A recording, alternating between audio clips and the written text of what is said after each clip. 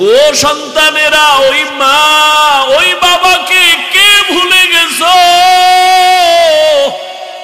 ওই মা বাবা বেঁচে থাকতেও তো রত্ন হিসাবে দোয়া নিতে পারলা না। আবার এই ময়দানে কত কপাল পোড়া বসে আছে, মা নাই বাবাও নাই। জীবনে আর 1000 বার চাইলেও মা বলে ডাক দিতে পারবে না, আর কোনদিন বাবা বলিয়া ডাক দিতে পারবে না। আর যার মা বাবা বেঁচে আছে, তোমার কপাল কত ভালো, এখনো সময় আছে তওবা করিয়া মাকে পাইলে হাত ধইরা দোয়া নিও।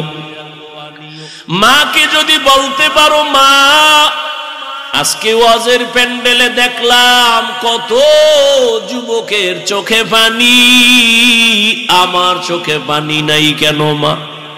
মনে হয় তোমার মনে আমি অনেক কষ্ট দিয়েছি, আমার আল্লাহ বেজার হয়ে গেছে। আজ তুমি আমার মাথায় হাত দিয়া দোয়া করে দাও, আর কোনদিন তোমাকে কষ্ট দিব না, বেয়াদবি করব না। মাকে যদি বলতে পারো, দেখবি মায়ের চোখের কোঠায় পানি চলে আসবে।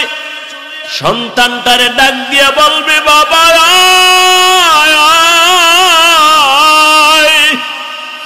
আমার বুকে আয়। মা একটা ডাক দিয়া মাথায় হাত দিয়ে একটা ডাক দিবে, ও আরশে আজিমের মালিক, আমার সন্তানটাকে কবুল করে নাও। ওরে যতই বাহাদুরি করি না কেন, আল্লাহর কসম, মা বাবার চোখের পানি আর দোয়া ছাড়া এই চেয়ারে বসতে পারি নাই রে বাবা। ওই মা বাবার চোখের পানি আর দোয়া ছাড়া আল্লাহর কসম তুমি আলেম হইতে পারো নাই। ওই মা বাবার চোখের পানি আর দোয়া ছাড়া টাকার মালিক হইতে পারো নাই রে সন্তান, পরীক্ষায় পাশ করতে পারো নাই। ওই মা বাবার চোখের পানি আর দোয়ার কারণে আজকে তুমি টাকার মালিক, বাড়ি গাড়ির মালিক, সম্মানের চেয়ারের মালিক। জানোনি মা বাবা তোমাকে আমাকে নিয়ে জীবনের শুরু লগ্নে কি কষ্ট করেছেন? এমনও বাবা মা ছিল দিনে কাজ না করলে ঘরের চুলায় আগুন জ্বলে নাই। কত কষ্ট করে মা বাবা জীবনটা কাটাইছে রে সন্তান। মাঝে মাঝে মায়ের মনে চাইতো ফল খাবে, টাকার কারণে কিনতে পারে নাই। মাঝে মাঝে বাবার মনে চাইতো ইলিশ মাছ দিয়া খানা খাবে, টাকার অভাবে কিনতে পারে নাই। আজকে তুমি সন্তানের ঘরে ফলের অভাব নাই, ফ্রিজ ভরা তোমার মাছের অভাব নাই। কি লাভ হবে ওই ফল আর মাছ দিয়া? চাইলেও তো মা বাবারে আর খাওয়াইতে পারবা না। ওই মা বাবায় তো সাদা কাপুনের প্যাকেট, ওই বাড়ির পেছনে বাগানে মাটির গর্তে পড়ে আছে রে বাবা। ওই মা বাবারে আর চাইলেও ফল দিতে পারবা না, মাছ দিতে পারবা না। তবে কপাল যদি খুলতে চাও বাবা, 2 ফোঁটা চোখের পানি পাঠায়া দাও। কান্না যদি না আসে, যদি ডানে বামে কোনো কান্নাওয়ালা গোলাম পাও, হাতটা বাড়াইয়া দোয়া নিও। কান্নাওয়ালার দোয়া খালি ফেরত যাবে না রে বাবা। ওই মা বাবার জন্য দোয়া করিও, চোখের পানি সারিও, গুনাহ কমাইয়া নেক আমল করিও। জীবনটা ধন্য হয়ে যাবে, মা বাবার খেদমতের কারণে আল্লাহ খুশি হয়ে যাবে। আল্লাহ বলেন, ও মানুষ তুমি বড় দুর্বল। আমি যখন দুনিয়াতে এসেই যাচ্ছি, হঠাৎ আম্মাজান বেহুশ হয়ে পড়ে গেছে। আমার দাদি আর নানি আমাকে ধরে পরিচ্ছন্ন করে আম্মুকে ডাক দিছে, এই দেখ কত সুন্দর গোলাপ। আম্মাজান এত কষ্টর মধ্যে বেহুশ, এত চোখের পানি ফালায়া কাঁদলেন। সাত আসমানের বোঝা মাথায় নিলেন। হঠাৎ আমার চেহারা দিয়ে তাকাইয়া মনে হয় মুহূর্তে আম্মা জানের কষ্ট সব শেষ হয়ে গেল। আম্মা জান আমাকে কোলে নিলেন।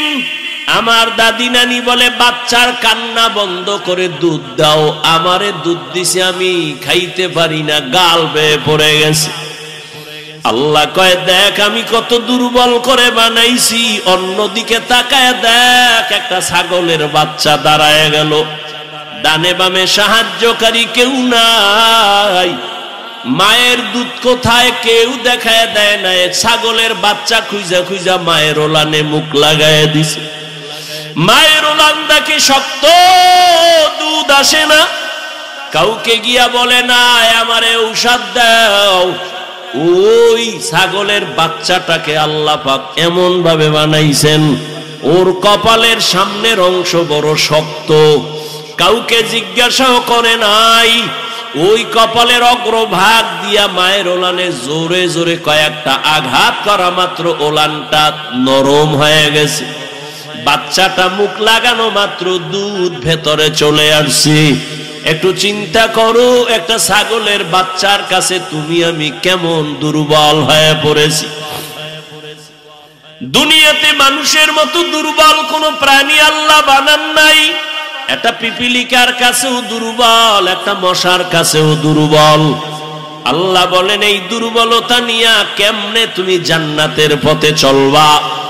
মেধার বেলায় দুর্বল, দুনিয়ার বেলায় দুর্বল, আখিরাতের জ্ঞানের বেলায় তুমি দুর্বল। আবার যেই দুনিয়ার মধ্য দিয়া জান্নাতে যাইবা, দুনিয়ার পরিবেশ বড় খারাপ, চারদিকে গুনাহ, করতে না চাইলে জোর করে করাবে। গুনাহ করতে না চাইলেও তোমাকে জোর করে করানো হবে।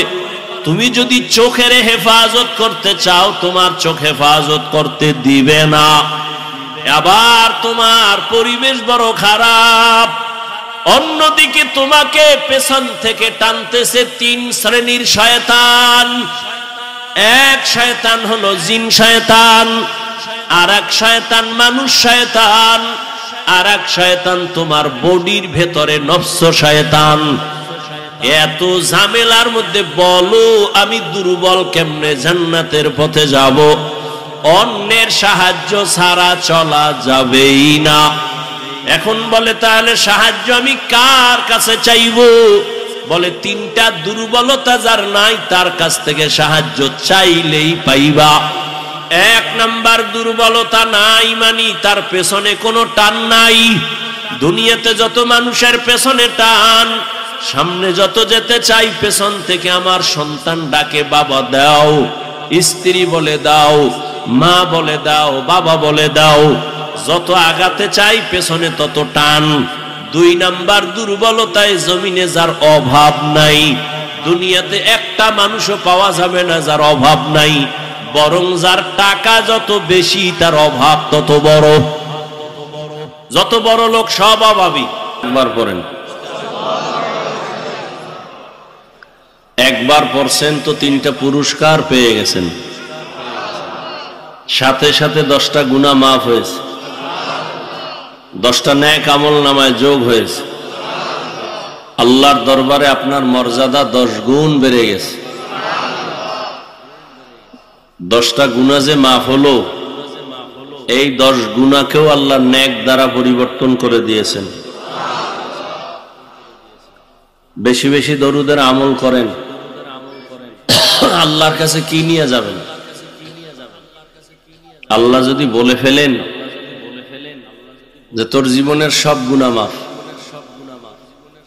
ছোট্ট একটা আমল দেখা যে আমলটা আমার জন্য করেছো আর কার জন্য না, যা একটা আমল দেখা, আমি জান্নাত দিয়ে দিব।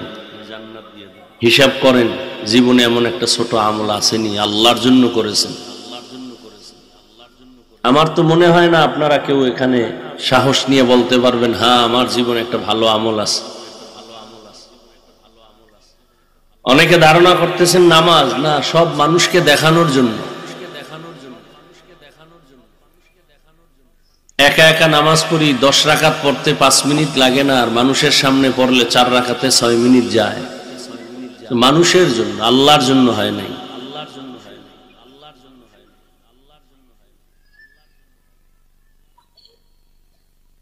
গলাকাটা শহীদ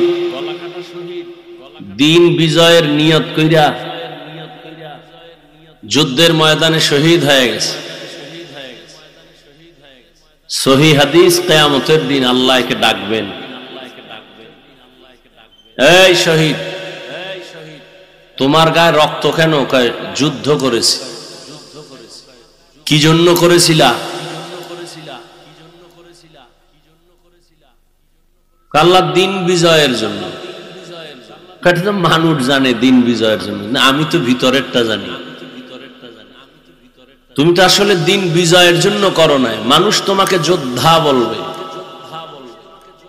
সেই মারহাবা ধন্যবাদ পাওয়ার জন্য তুমি করেছো। আল্লাহ বলবেন ফেরেশতাকে জাহান্নামের শিকল লাগাও।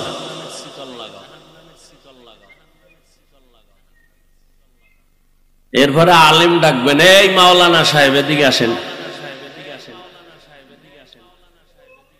আপনি এলেম শিখছেন কি জন্য? কয় আল্লাহ দিনের দাওয়াতের জন্য।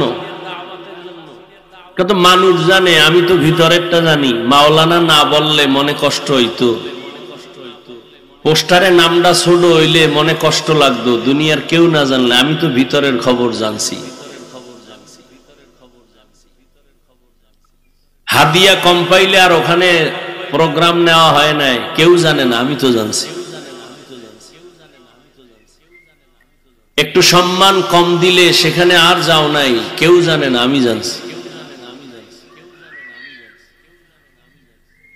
তাহলে তুমি দুনিয়ার জন্য এলেম শিখছো, দুনিয়ায় পেয়ে গেছো, আমার কাছে কিছু নাই। ফেরেশতা জাহান্নামের শিকল লাগাও।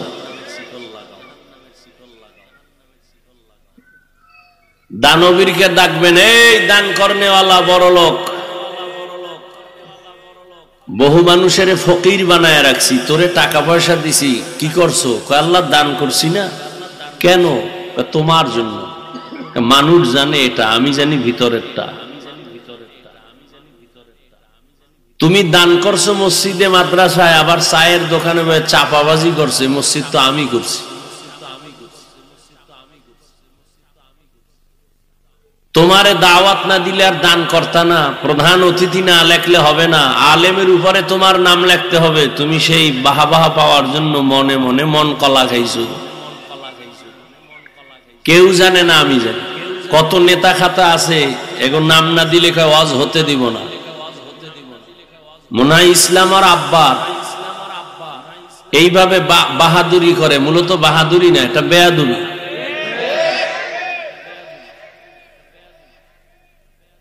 সেদিন আমি উত্তরবঙ্গে বয়ান করে ঘোষণা দিছি,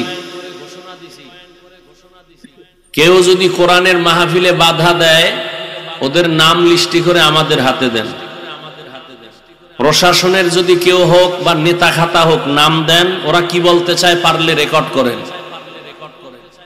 মুসলমানের আন্দোলন একদিন না, জালেমের বিরুদ্ধে বারবার। মুসলমান জীবন একবার দেয় না, দ্বীনের জন্য বারবার দেয়। এদেশে কি হবে না হবে জানি না, জালেমকে সুযোগ দেওয়া হবে না। রাজনীতির ময়দানটাকে নোংরা করে ফেলেছে এই মদখোর, সুদখোর আর ধান্দাবাজ আর চান্দাবাজেরা। ওলামায়ে কেরাম কোরআন হাতে নিয়ে রাজনীতির ময়দানে নামতে হবে। নাপাক করতে দেয়া যাবে না।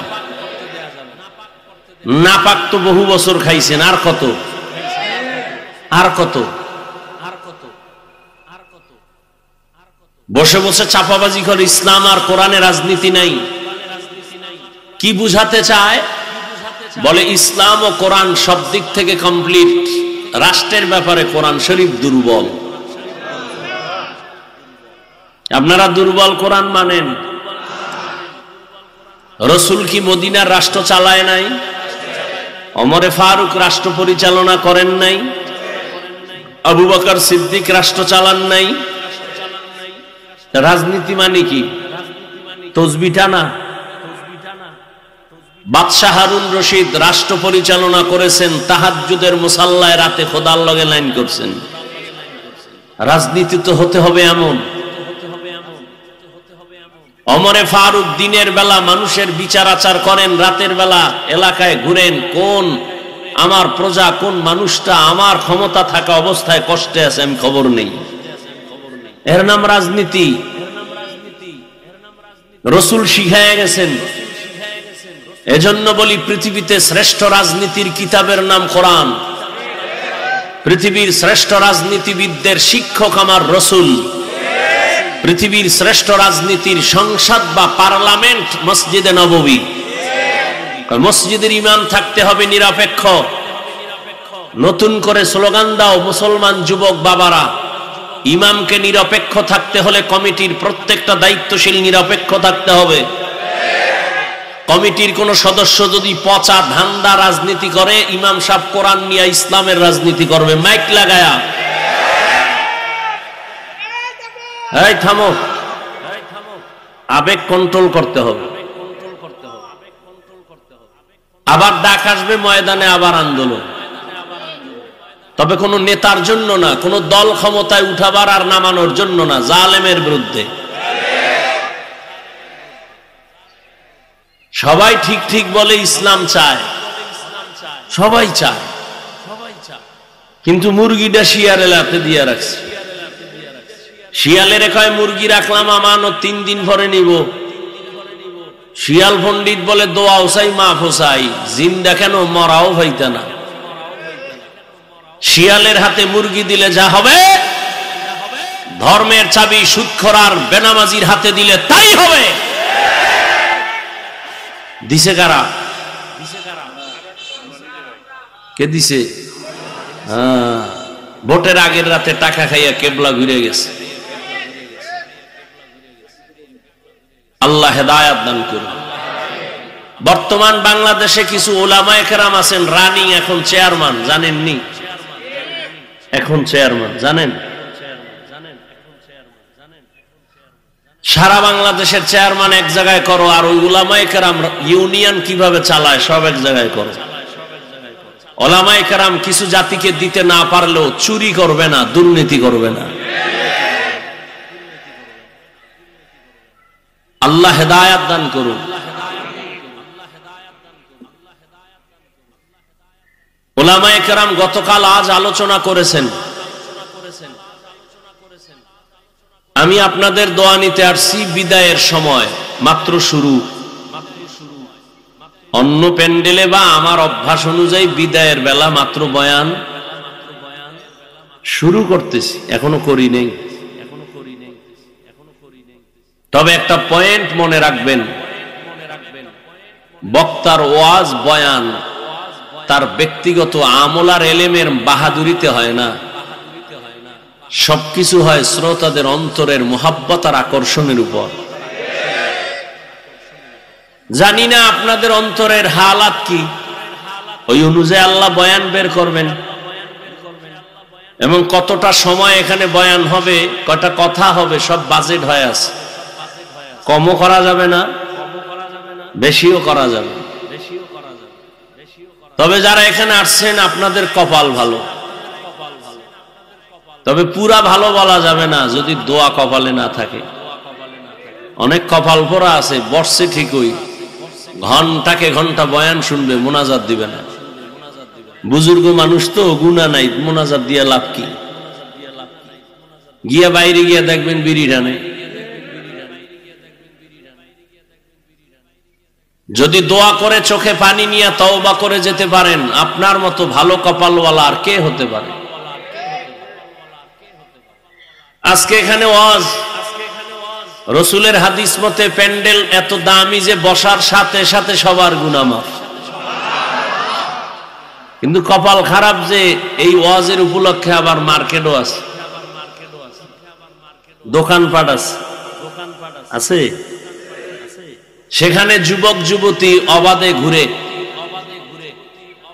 গুনাহ মাফ না তাজা তাজা কবিরা গুনাহ করতেছে। ওয়াজ উপলক্ষে এই গুনার আসর কেন? এর দায়ভার কে নিবে? এই চক্ষুষ্মান জাতি, ওয়াজ উপলক্ষে দোকান কেন? দুই একটা চায়ের দোকান থাকতে পারে, দূরের মানুষ চা পান করবে, বিস্কিট খাবে।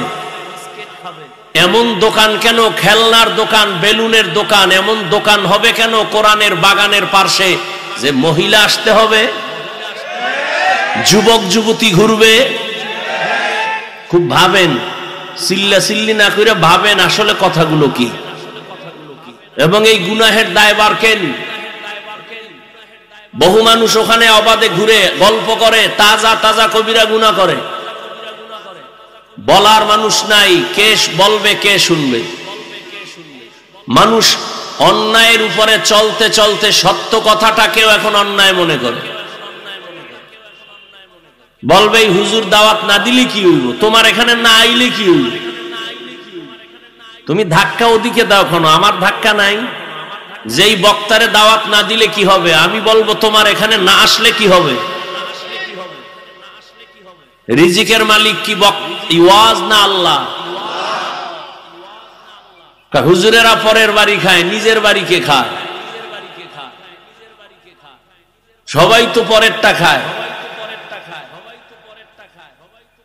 আমগো মানুষ হাদিয়া দেয়, না নিলে কষ্ট পায়, আর যারা বুকির উপরে ছুরি মেইরা খায় এর দোষ নাই। শাটার টান দিয়া বন্ধ করে টাকা চায়, ওই যে বলছি ধান্দাবাজ আর চান্দাবাজ। এই জমিনের মধ্যে উলামায়ে কেরাম যেই পরিমাণ কষ্ট করে, এই পরিমাণ কষ্ট পৃথিবীর দ্বিতীয় কোনো মানুষ করে না। খুব বুঝেন, কথা বুঝেন, তালে লাফাইছেন বহু বছর, বুঝেন। দুনিয়াতে উলামায়ে কেরামের মতো কষ্ট কেউ করে না, করে উলামায়ে কেরামের মতো করে না। নাম্বার 2, দুনিয়ার মানুষ কষ্ট করে নিজের পেটের জন্য, পরিবারের জন্য, উলামায়ে কেরাম নিঃস্বার্থভাবে কষ্ট করে উম্মতের জন্য। এজন্য বলি জাতি, যুবক, জীবনে বহু বন্ধু পেয়েছো, সব স্বার্থপর। তোমার জীবনের কলিজার আপন নিঃস্বার্থ বন্ধু একমাত্র উলামায়ে কেরাম। কি পরিমাণ আমাদের গালি দাও সব আমরা জানি, কানে শুনি, একটা গালির জবাব দেই না। তোমার পার্শ্বে দাঁড়াইলে তোমার প্রস্রাব করে পানি নাও না, বিড়ি টানো, গাঞ্জা খাও, নেশা পান করো, ওদিকে না তাকায় হাসি মুখে সালামটা আলেমরা আগে দেয়, বুকে লাগায়। যদি তোমার মতো জ্ঞানী হইতাম তাহলে কানের উপর একটা থাপ্পড় দিয়া বলতাম দূরে সর, তোর গায়ের থেকে গন্ধ আসে। তোমরা আলেমগো বোকা বলো না, আমরা এই জন্য বোকা, নাইলে কানের পর্দা ফাটায় দিতাম। আমরা বোকা দেখা বুকে লাগাই, তোমার ময়লা বুকে লাগাই, গালি দাও জবাব না দিয়া বুকে লাগাই। বরদোয়া করে না কোনো আলেম, কলিজা দিয়া দোয়া করে। কোন আলেম বরদোয়া করে না, করলে চাকার তলে মাথা চলে যেত, মুহূর্তের মধ্যে টেরও পাইত না। এই বাংলাদেশে যত আকাম কুকামার ঝামেলা দেখো, সবগুলো উলামায়ে কেরামের সাথে বেয়াদবির ফলাফল।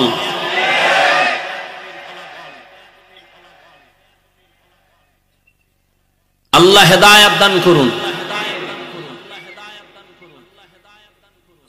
উলামায়ে কেরাম তোমার কলিজার বন্ধু, এছাড়া আর কেউ নেই, সব স্বার্থপর। স্বার্থে আঘাত লাগলে শুধু সদস্য দলের নাম কাটবে না, কল্লা কেটে দিবে।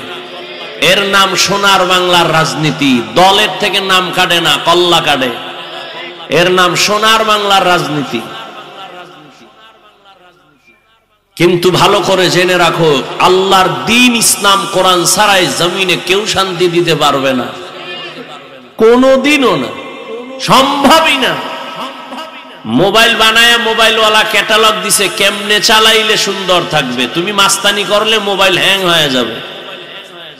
জমিন ও আসমানের মালিক মানুষ বানায়া ক্যাটালগ দিছেন কোরআন, এই লাইনে জীবন চালাও শান্তি, উল্টা পাল্টা করবা অশান্তি। আল্লাহ আমাদের বুঝার তৌফিক দান করেন। টাঙ্গাইলের যুবকেরা নাকে তেল লাগায় ঘুমায়, দেশ স্বাধীন। কি স্বাধীন? দেশ স্বাধীন। আর ঢাকার শহরে মা বোনেরা সাংবাদিক সম্মেলন করে আমগো দেহ ব্যবসা নতুন করে অধিকার চাই, আমরা দেহ ব্যবসা করে খাইতাম, আবার সে অধিকার ফেরত চাই।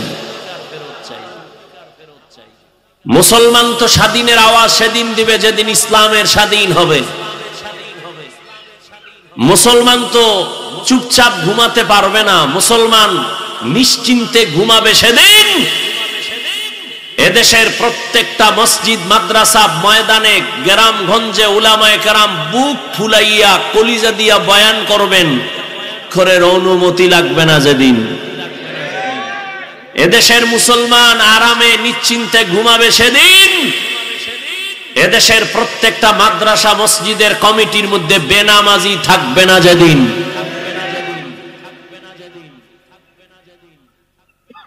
আল্লাহ হেদায়েতের দৌলত দান করেন। এত রাত্র কষ্ট করে বসে আছেন, কত আশা নিয়ে এই বয়ান শোনার জন্য তো বসেন নাই।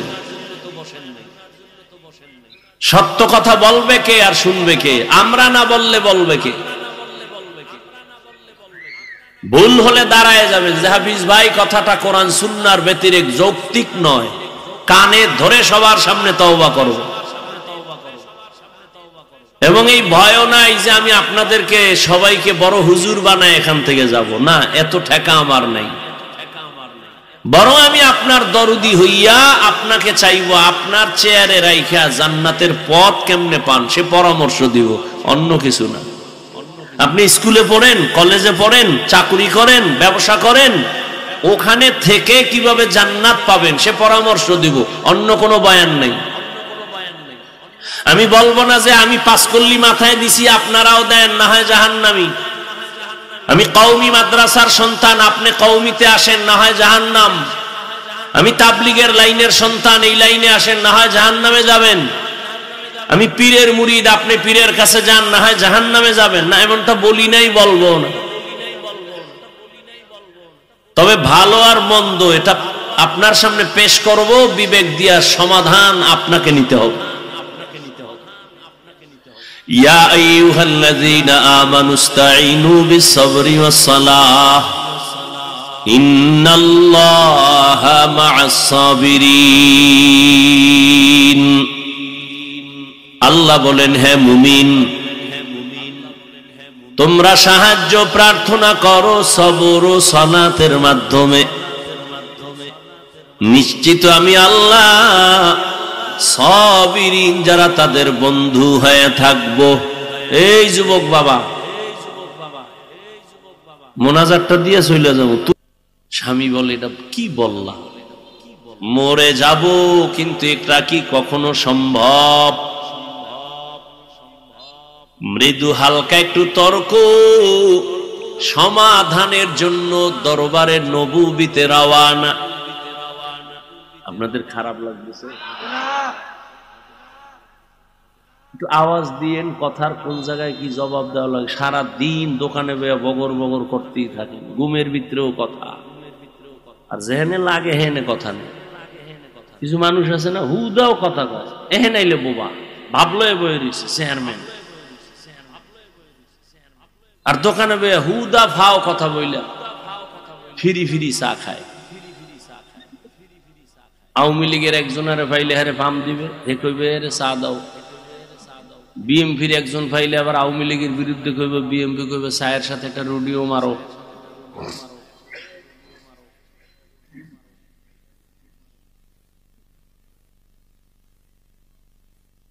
স্বামী আর স্ত্রীর মাঝে মৃদু তর্ক, মোহাব্বতের তর্ক।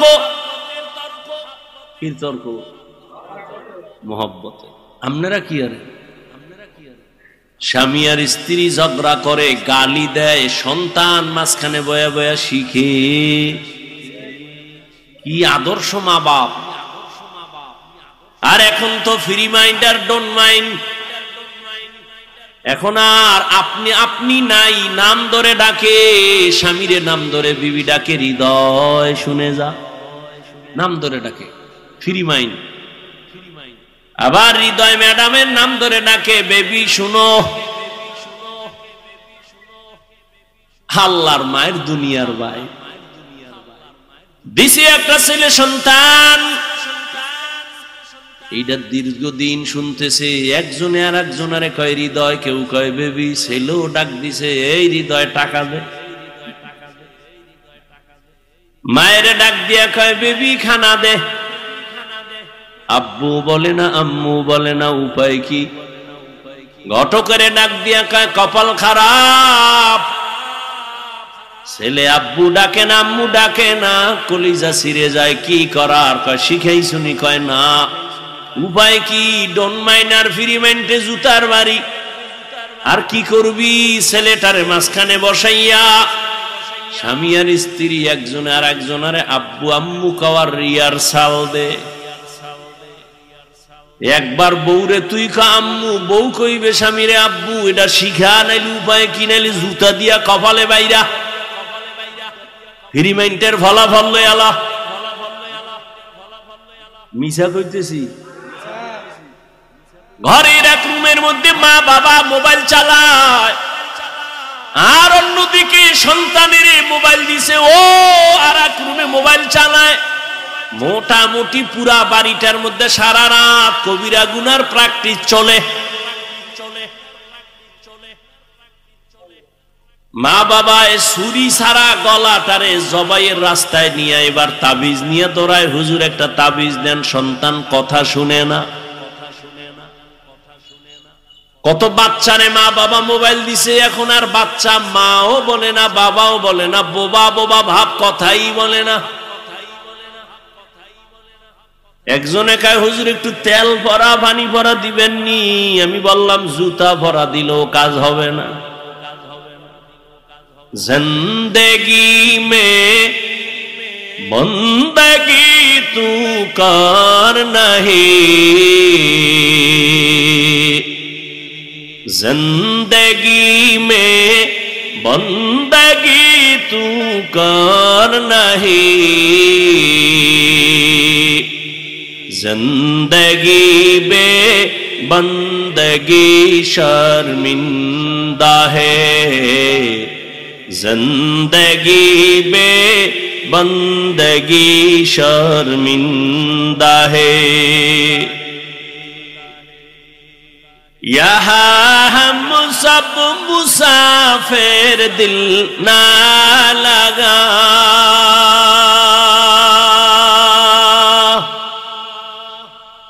अहले दिल की नजर से रूह करता जा,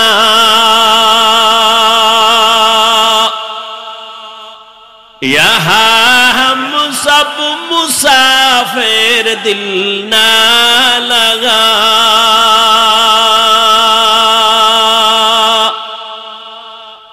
अहले दिल की नजर से रूह करता जा, शाह दौलत सब फकीर घर नेक नहीं, शाह दौलत सब फकीर घर नेक नहीं, जिंदगी में बंदगी तू कर नहीं, जिंदगी में बंदगी तू कर नहीं, जिंदगी में बंदगी शर्मिंदा है, जिंदगी में बंदगी शर्मिंदा है, जिंदगी में बंदगी कुन बंदगी, बंदगी बे जिंदगी शर्मिंदगी।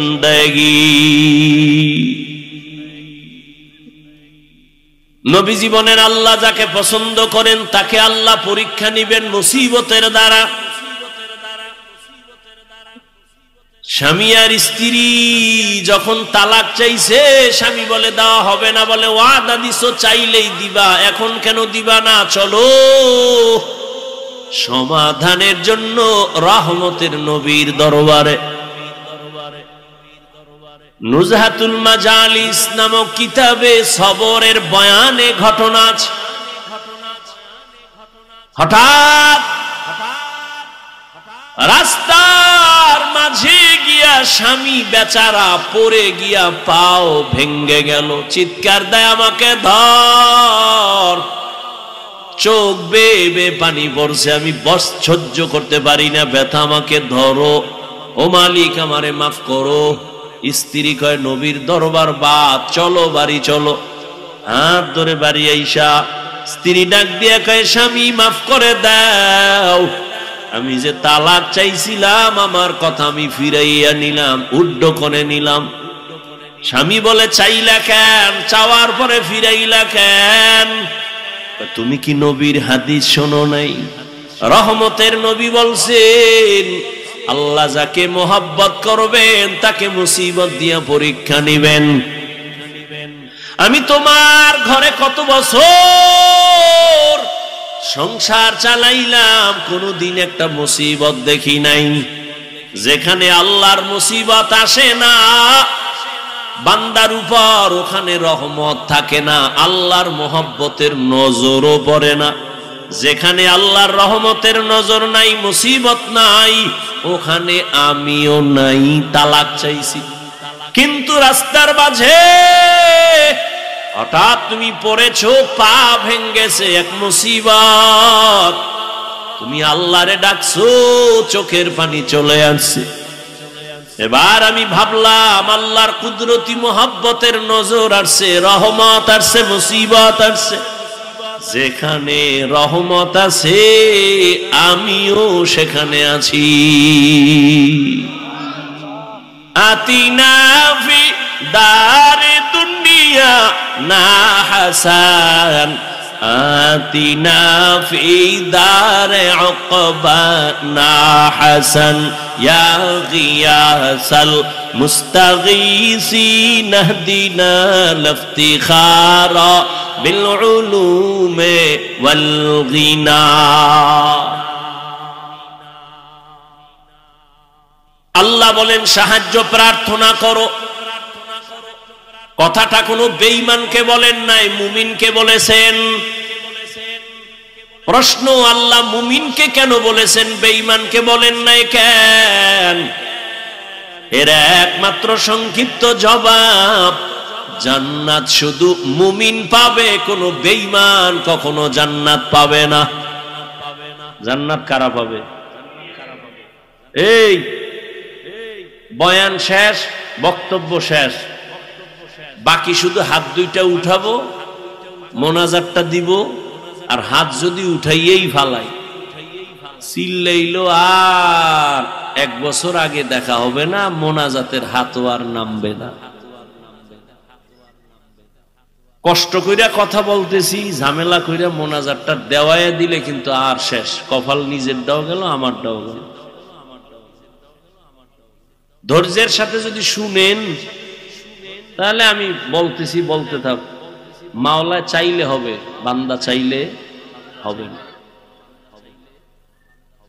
ঘুমায় বয়ে, কেউ বাদাম খায়, 2 ঘন্টা বাদাম খাইলে পেট ভরবো, না খাইলে মরবেন। তো অজের ভ্যান্ডেলে খাওয়ান কেন? এখানে যদি গুনার চিন্তা করে ভাবেন আল্লাহ আমি মাপ পাইলাম নি, সে খানার দিকে তাকায় কখন, মোবাইল নিয়ে ব্যস্ত হয় কখন। এই মোবাইল নিয়ে যারা ব্যস্ত, এগো কলবের দরজা বন্ধ। কপাল খারাপ, কি করা? 24টা ঘন্টা মোবাইল নিয়ে মরে। আল্লাহ নিয়ে আইছে একটা বেহেশতের বাগানে, হ্যাঁ না, ইয়াও মোবাইল খুইলা দেখাইতেছে, হুজুর চিনেন নি আমার, আমি বিদেশি মোবাইলওয়ালা। কেমনে কইলে যে আপনাদের বুঝ আসবে, আমার সে ভাষা নাই। নিজের অপরাধী মনে হয়। ওই যে শুরুতে বলছিলাম, মানুষ অন্যায়ের উপরে চলতে চলতে এমন হইছে, এখন সত্যটা বললে মনে করে এইটা অন্যায়। হ্যাঁ ঠিক, কেন আপনি মোবাইল হাতে নিছেন কি যুক্তিতে আমাকে বলেন তো? একটা যৌক্তিক জবাব আমাকে দেন তো, যে হাফিজ ভাই এই কারণে মোবাইল ওয়াজের প্যান্ডেলে হাতে নিছি, যৌক্তিক জবাব দেন তো। আমি আপনার কপালে চুমা খাবো। আপনি আকাম ছাড়া কিছু করতেছেন, বুদ্ধি খাটায় জবাব দিবেন এতটুকু যে হুজুর আমি আপনার ভক্ত, রেকর্ড করি, ছবি উঠাই। আপনি জ্ঞান খাটায় বলেন তো 200 হাত দূরে বয়ে মোবাইলটা ধরলে ছবি সুন্দর হবে, কথা হয় না, রেকর্ডিং ভালো হবে। বরং আপনার ওই কাজটা নিখুঁতভাবে মিডিয়াওয়ালারা করতেছে না।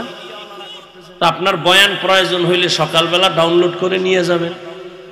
এতদূর বুদ্ধি না থাকলে কচু গাছ খুঁজেন। আপনি বেঁচে আছেন কেন? এই বুদ্ধিটা মাথায় নাই, দেখাইতেছেন মোবাইল। আর মোনাজাতের পরে যদি মোবাইল জিনে নিয়ে যায় তা আমও গেল সালাও গেল, কচু গাছ খুঁজেন। পাগল হয়ে গেছে মোবাইল নিয়ে, ছবি ছবি ছবি। বাথরুম তে বাইরে দিয়ে হ্যাঁ মোবাইল ধরে রয়েছে। আমি ভিতরে আইলি না কেন? বেয়াদব।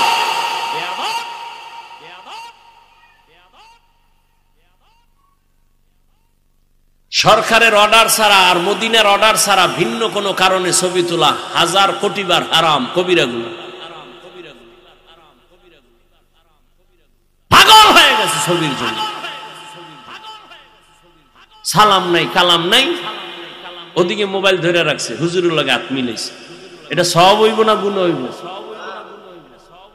এটা সালাম না ফ্যাশন? কিসের সালাম?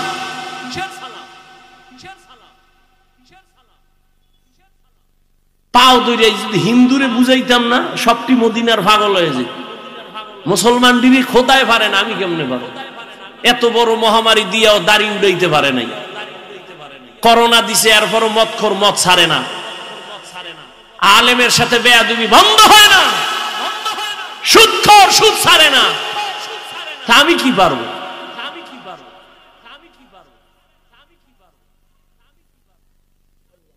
হজে আইছে, একটা বেলুন কিনছে। বেলুন কি কিনছে? বাড়ি গিয়া ম্যাডাম কা কি আনছো? ভাই যে মোনাজাতে কবুল হইছে বেলুন।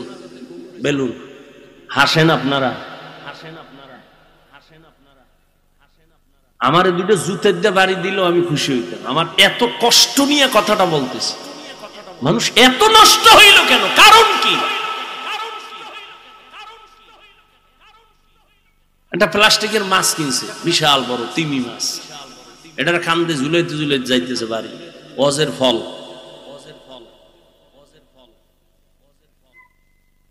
ঘুমের মধ্যে ঠাডা পড়তো, খালি মোহাম্মদের উম্মত হইছে, এই জন্য বাইসা গেল।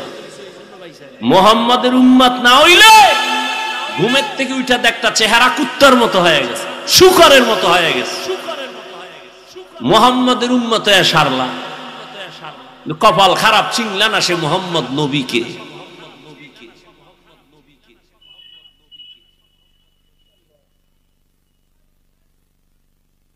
আমি এতক্ষণ চিল্লাইতেছি, একবারও কি বলছি এই যুবকেরা স্কুলে তালা দিয়া মাদ্রাসায় যা?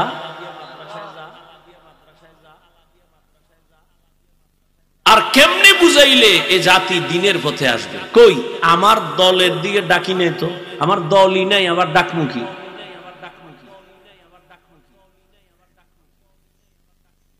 আল্লাহ বলেন সাহায্য প্রার্থনা করো। মুমিনকে বলেছেন কেন? জান্নাত পাবে মুমিন, কোন বেঈমান জান্নাত পাবে না।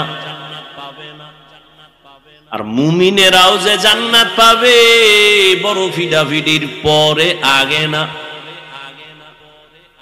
এবার বুঝেন, মুমিন জান্নাত পাবে এটা ফাইনাল। তবে মুমিন যে পাবে কত ফিডা আছে কপাল। কেন আপনারা জানেন? স্মরণ করায় দিচ্ছি 1 মিনিট। রহমতের নবী বলেছেন আমার আগে একদল চালাক উম্মত ছিল, বনি ইসরাঈলেরা। এত চালাক, নিজেদের মধ্যে হিংসার দ্বন্দ্ব করিয়া করিয়া দলে দলে দলে দলে ভাগ হয়ে 72 দল হয়েছিল। আমার উম্মত আরো চালাক, আমার উম্মতের মধ্যে আরো একটা দল বেড়ে যাবে। কয় দল হবে টোটাল? কুল্লুহুম ফিন্নার, সব জাহান্নামে যাবে, ইল্লা মিল্লাতান ওয়াহিদা, এক দল জান্নাতে যাবে। ক্বালু মান হিয়া ইয়া রাসূলুল্লাহ, সাহাবায়ে কেরাম বললেন ইয়া রাসূলুল্লাহ যেই দলটা জান্নাতে যাবে তাদের পরিচয় কি? রহমতের নবী বলেন মা আনা আলাইহি ওয়া আসহাবি। নবী যদি বলতেন আমি মুহাম্মদের আদর্শ যারা মানবে জান্নাতি, যথেষ্ট ছিল। কিন্তু নবী এতটুকু বলেন নাই।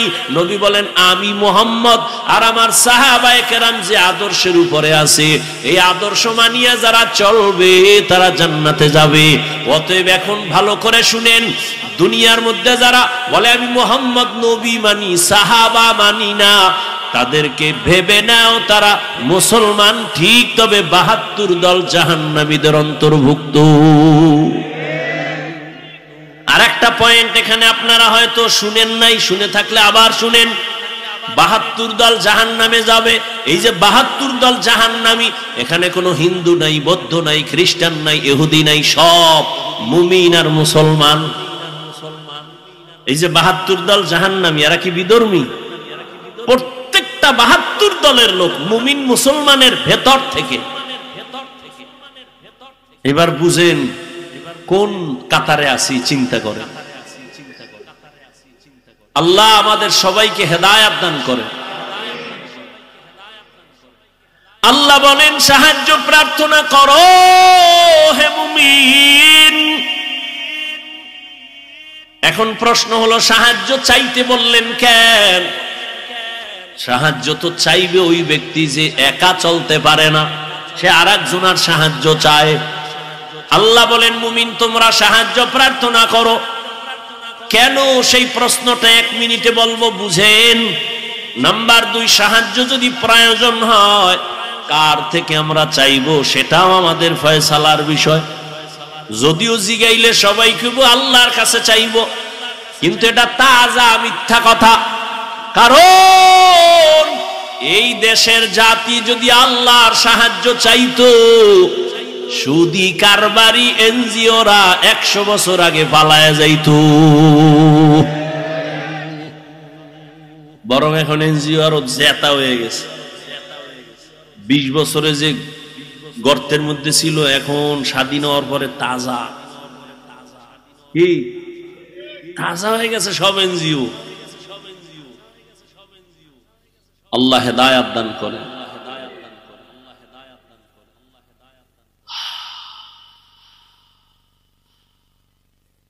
কি কথা বলতেছিলাম ভাই? সাহায্য যদি প্রয়োজন হয় কার থেকে নিব এটাও ফয়সালা করতে হবে। 3 নাম্বার, সাহায্য যে নিব, যার থেকেই নিব, কোন সিস্টেমে নিব। সিস্টেম আছে না? আপনার এলাকায় চেয়ারম্যান আইছে, কথার কথা আপনার এখন কিছু দরকার, চেয়ারম্যানের কলারটা ধরে এখন, এই চেয়ারম্যান আমি এলাকার বাসিন্দা, আমার ভোটে তুমি চেয়ারম্যান হইছো, 50 কেজি চাউল ফাটায় দাও। দিব না জুতা মারবে? বলবে 50 কেজি কেন, 50 বস্তা দিব, নিয়ম অনুযায়ী চাও। সাহায্য চাইবো কেন? প্রথম প্রশ্ন, কেন সাহায্য চাইবো? সাহায্য তো ওই ব্যক্তির প্রয়োজন যে একা চলতে পারে না। তার জবাব আল্লাহ কয় সব মানুষ তুমি এতটাই দুর্বল। ওয়া খুলিকাল ইনসানু যায়ীফা, আমি মানুষকে বড় দুর্বল করে বানাইছি, আর সবাই দুর্বল। একটা ছাগলের বাচ্চা সবল, মানুষ দুর্বল। একটা ছাগলের বাচ্চা যখন দুনিয়াতে আসে, তাকাইয়া দেখি ওরে আকলওয়ালা মানুষ। ছাগলের বাচ্চা দুনিয়াতে আসা মাত্র 4 পায়ে দাঁড়ায় যায়, ডানে বামে সাহায্যকারী কেউ নাই। তুমি আমি এখন যে মাস্তানি ভাব নিয়ে চলি, তুমি আমি কি ছিলাম দুনিয়াতে যখন আসছিলাম? আমার আম্মা জানের কণ্ঠ এত ছোট, আমার আম্মা জান যখন কথা বলেন ভেতরের রুমের থেকে সামনের রুমে কোনো মানুষ শুনে না, এত পর্দা করেন আমার আম্মা। কিন্তু আমি যেদিন দুনিয়াতে আসবো, আম্মা জানের প্রসব বেদনা শুরু হয়ে গেছে। আম্মা জানের অচেতনতার কান্নার আওয়াজ পাশের বাড়ি পর্যন্ত চলে গেছে। মায়ের কান্নায় পাশের বাড়ির মানুষ ঘুমাইতে পারে নাই। আমার আম্মা জান এত অসহায়, আমার দাদি নানি আম্মাকে সান্ত্বনা দেয়, আম্মার কান্না বন্ধ হয় না। একবার যায় মা কান্না করে কয়, যাও, আমার মাথায় 7 আসমানের বোঝা, আমি মরিয়া যাব, যাও বের হও, আমার স্বামীকে একান্তে আমার 1 মিনিট কথা বলার সুযোগ দাও। আমার আব্বা জানের ডাইকা আমার আম্মা জান হাত ধইরা হাউ মাউ করে কান্না করেছেন আর বলছেন, ও স্বামী, মা বাবার মায়া ত্যাগ কইরা তোমার ঘরে আনছি, কিন্তু মন ভরে খেদমত করতে পারি নাই, মাফ করিয়া দিও, কোনো দাবি রাখবা না, আমি বিদায় হয়ে যাইতেছি, 7 আসমানের বোঝা মাথায়, বাচ্চার প্রসব বেদনা সইতে পারি না। আব্বা জানো চোখের পানি ছেড়ে বিবিকে ডাক দিয়া বলছে, বিবি ধৈর্য ধারণ করো, কান্না করিও না বলিয়া আমার বাবা চোখের পানি নিয়ে দৌড়াইয়া যায় নামাজে চলে গেছে। সিজদায় গিয়া কান্না করে, হে মালিক, আমার স্ত্রীকে তুমি সুস্থ করে দাও, আমার সন্তানকে সুস্থ অবস্থায় দুনিয়ায় পাঠাও। ও আমার কলিজার যুবক, তুমি আমি দুনিয়াতে আসার সময় একটু হিসাব করো, মা কত কষ্ট করেছিলেন, জীবনের চামড়া খুইলা যদি মাকে জুতা বানায় দাও, ওই 1 রাতের কান্নার ঋণ আদায় করতে পারবা না। কিন্তু একটু চোখ দুইটা বন্ধ কইরা দেখো, ওই মায়ের সাথে কত বেয়াদবি করছো। আরে এক আম্মা জান রাতের বেলা বাবার কিনারায় শুয়া শুয়া গুনগুন করে কান্না করে। বাজান জিজ্ঞাসা করে, বিবি কেন কাঁদো? মা বলতেন, আমার মনে বড় কষ্ট। কি বলে? 1 সপ্তাহ হইছে সন্তান আমারে মা বইলা ডাকে না। কেন ডাকে না? কয়, আমি একদিন একটা সামান্য অন্যায় দেখছি, একটু ধমক দিছি, সন্তান অভিমান কইরা মা কয় না। বাসায় আইসা নিজে নিজে খানা খাইয়া বের হয়ে যায়, আমার দিকে তাকায় না, মা বলে ডাক দেয় না।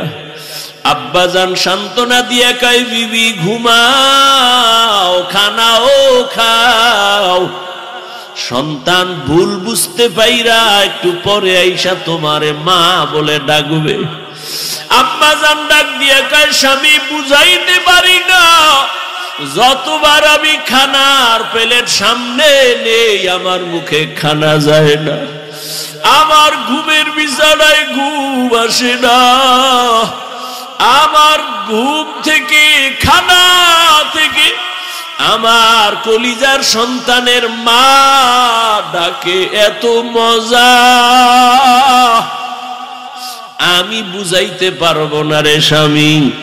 আমার সন্তান যখন আমারে আম্মু বলি একটা ডাক দেয়, আমার কলিজার ঠান্ডা হয়ে যায়। ও সন্তানেরা, ওই মা ওই বাবাকে কে ভুলে গেছো?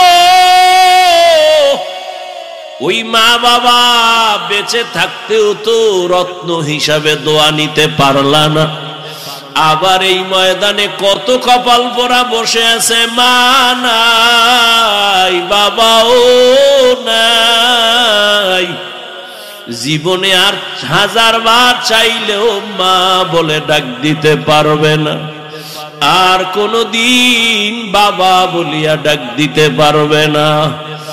আর যার মা বাবা বেঁচে আছে, তোমার কপাল কত ভালো, এখনো সময় আছে, তওবা করিয়া মাকে পাইলে হাত ধইরা দোয়া নিও। মাকে যদি বলতে পারো, মা, আজকে ওয়াজের প্যান্ডেলে দেখলাম কত যুবকের চোখে পানি, আমার চোখে পানি নাই কেন মা?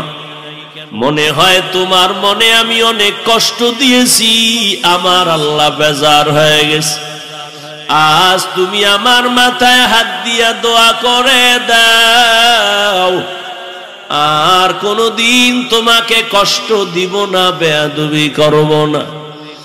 মাকে যদি বলতে পারো, দেখবি মায়ের চোখের কোঠায় পানি চলে আসবে, সন্তানটারে ডাক দিয়া বলবে, বাবা আয়, আমার বুকে আয়, মা একটা ডাক দিয়া, মাথায় হাত দিয়ে একটা ডাক দিবে, ও আরশে আজিমের মালিক, আমার সন্তানটাকে কবুল করে নাও। ওরে যতই বাহাদুরি করি না কেন, আল্লাহর কসম, মা বাবার চোখের পানি আর দোয়া ছাড়া এই চেয়ারে বসতে পারি নাই রে বাবা।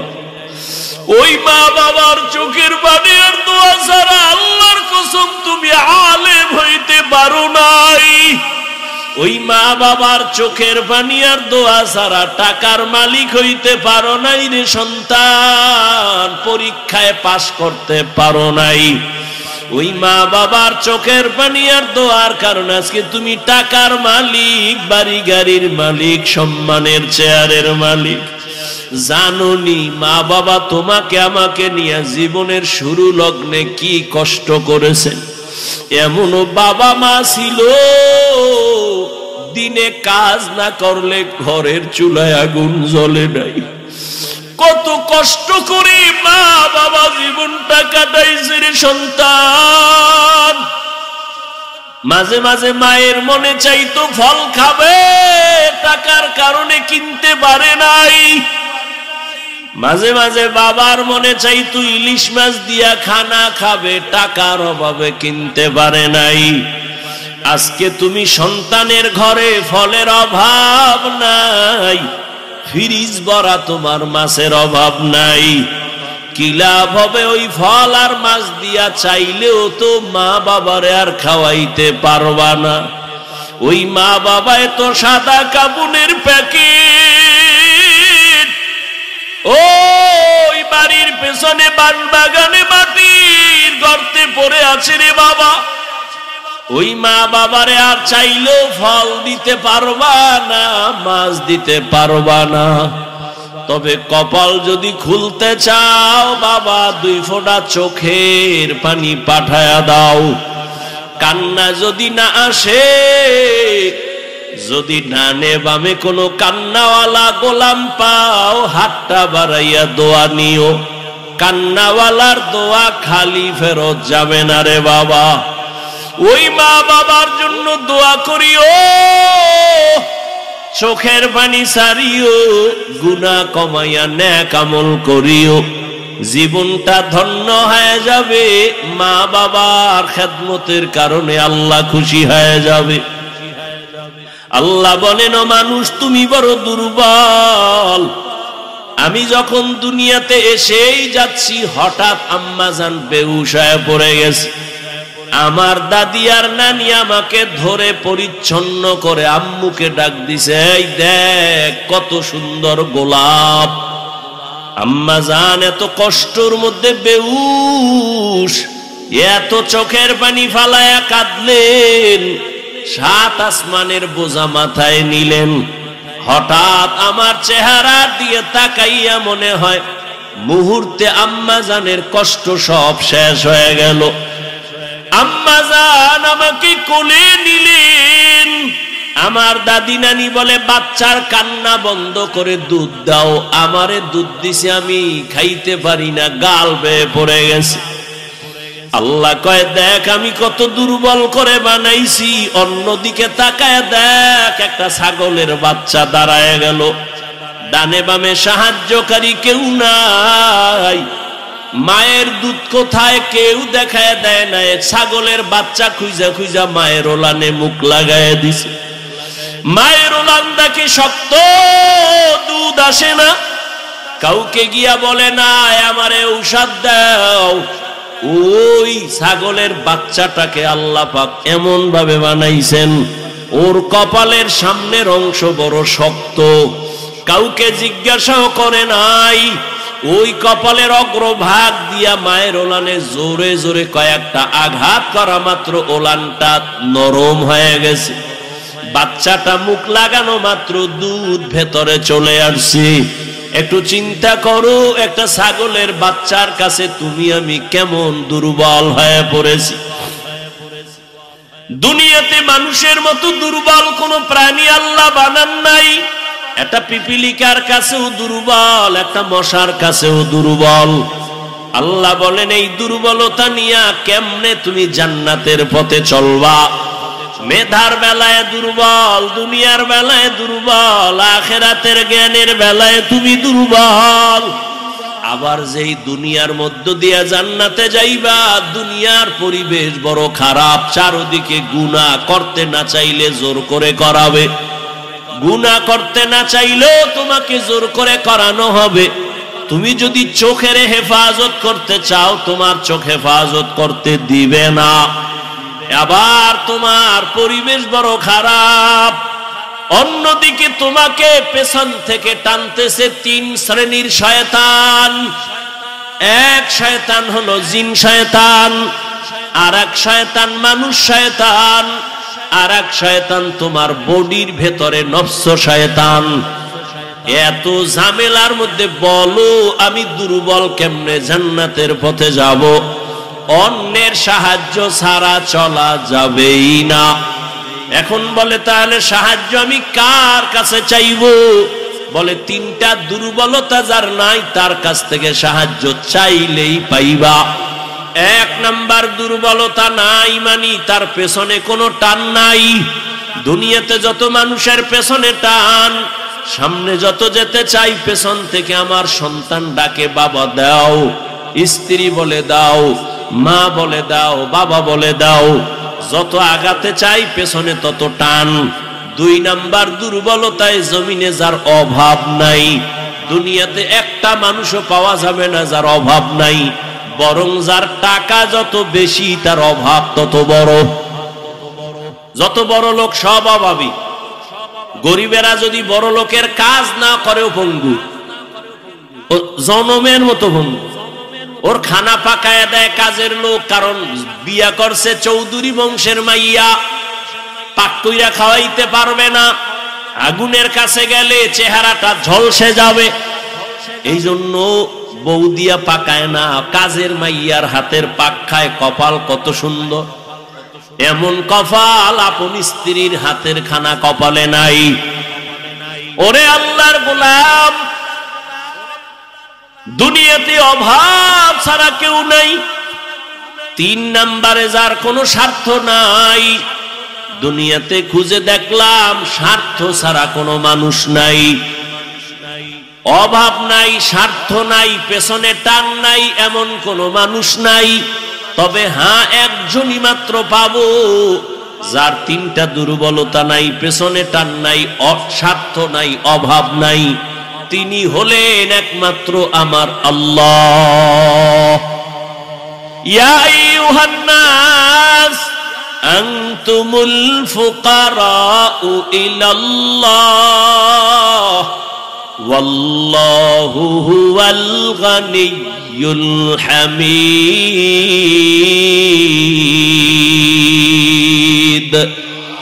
আল্লাহ বলেন মানুষ তোরা সব ফকির গরিব, আমি আল্লাহ একমাত্র প্রশংসিত ধনী। আল্লাহর কোনো পেছনে টান নাই, ছেলে মেয়ে নাই, স্বার্থ নাই, অভাব নাই। ওই আল্লাহর কাছে চাইলেই আল্লাহর বান্দা পেয়ে যাবে, কিন্তু চাওয়া লাইন মতো চাও, লাইন ছাড়া চাইলে হবে না। বলে কেমন লাইন? এক, ধৈর্যের মাধ্যমে চাও। দুই, নামাজের মাধ্যমে চাও। আজ আমাদের ধৈর্য নাই, নামাজেরও খবর নাই। ওরে আল্লাহর গোলাম, ও যুবক বাবারা, আমি শুরু থেকেই তো তোমাদের বলতেছি, তুমি স্কুলে পড়ো আলহামদুলিল্লাহ, বাধা নাই। চাকরি করো, বাধা নাই। ওখানে থাইকা আল্লাহর হুকুম মতো আগাও। তোমার মতো যুবক স্কুল কলেজে পড়িয়াও তো পারো নামাজ পড়তে, কেন তুমি পড়ো না? ও পর্দার আড়ালের আম্মা জান বোনেরা, আপনার মতো কত মা পর্দা করে, স্বামীর মাল হেফাজত করে, মোবাইলে চরিত্র বিক্রি করে না, নামাজ ছাড়ে না, আপনি কেন পারবেন না? ও যুবক বাবারা, বৃদ্ধ বাবাজি, এখনো সময় আছে তওবা করার। জীবনে তো গুনাহ কম করেন নাই, এখনো আল্লাহর কাছে তওবা করেন। মনে মনে যদি বলতে পারেন, হে মালিক, জীবনে শয়তানের ধোকায় পড়ে গুনাহ করেছি, মনে হয় জানো গুনার কারণে আমার হাত না পাক, আমার চোখ না পাক, জিহ্বা না পাক, অন্তর না পাক। এ গুনাহ নিয়ে কবরে যেতে চাই না রে আল্লাহ। দুনিয়াতে একটা মশার কামড় সইতে পারি না, কবরে গুনাহ নিয়ে গেলে আযাব কেমনে সহ্য করব। তওবা করে নিলাম রে মালিক, মরিয়া গেল আর নামাজ ছাড়বো না, দাড়ি কাটবো না, বেপরদায় চলবো না। ও আমার বাবাজিরা, ও পর্দার আড়ালের মা বোনেরা, ও যুবক, যদি তওবা করার মতো অন্তর তৈরি হয়, মনে মনে আল্লাহকে বলো, ও আল্লাহ তুমি তো রিজিকের মালিক, হায়াতের মালিক, সম্মানের মালিক। মরিয়া যাই আর বেঁচে থাকি আর কোনোদিন চাকরি করি, ব্যবসা করি, তোমাকে ভুলবো না। উলামায়ে কেরামের পরামর্শ নিয়ে নবীর তরিকায় চলবো, মা বাবার দোয়া নিয়া, মুরব্বী শিক্ষকদের দোয়া নিয়া চলবো, আর গুনাহ করব না। তওবা করার মতো যদি কারো অন্তর তৈরি হয়, মুনাফিকি যদি না থাকে, খাঁটি তওবার নিয়ত যাদের আছে, দুটো হাত আল্লাহকে দেখাইয়া দাও। আয় আল্লাহ আমাদের হাতগুলো কবুল করে নেন, আয় আল্লাহ আমাদের তওবা কবুল করে নেন। আয় আল্লাহ তওবার উপরে মজবুত হইয়া চলার মতো তৌফিক দান করেন, আমিন। আলহামদুলিল্লাহি রাব্বিল আলামিন, ওয়াসসালাতু ওয়াসসালামু আলা সাইয়্যিদিল আমবিয়াই ওয়াল মুরসালিন ওয়া আলা আলিহি ওয়া আসহাবিহি আজমাইন। ইয়া আরহামার রাহিমিন, ইয়া আরহামার রাহিমিন, ইয়া আরহামার রাহিমিন। রব্বিরহামহুমা কামা রব্বায়ানি সগীরা। আল্লাহুম্মা ইন্নাকা আফুউন কারীম তুহিব্বুল আফওয়া ফা'ফু আন্না। আল্লাহুম্মা ইন্না নাসআলুকা রিযাকা ওয়াল জান্নাহ ওয়া নাউযু বিকা মিন সাখাতিকা ওয়ান নার। ও দয়ার মালিক, কুদরতের নজর দিয়া তাকায় দেখেন, দুনিয়ার বাড়িওয়ালাদের দরজাগুলো বন্ধ, আপনার রহমতের দরজাগুলো বন্ধ নাই। ও আল্লাহ, আমরা জীবনে যেদিন আসছিলাম, মা কত আনন্দ, বাবা আনন্দিত, কত পবিত্র ছিলাম। আজকে দুনিয়ায় আসিয়া শয়তানের ধোকায় পড়ে পবিত্র জীবনটারে নাপাক করেছি। আমার গুনার খবর আমার মা বাবা আপনজন কেউ জানে না। ও আল্লাহ, যদি জানতো কেউ আদর করতো না। ও আল্লাহ, আপনি যে কত দয়ার মা।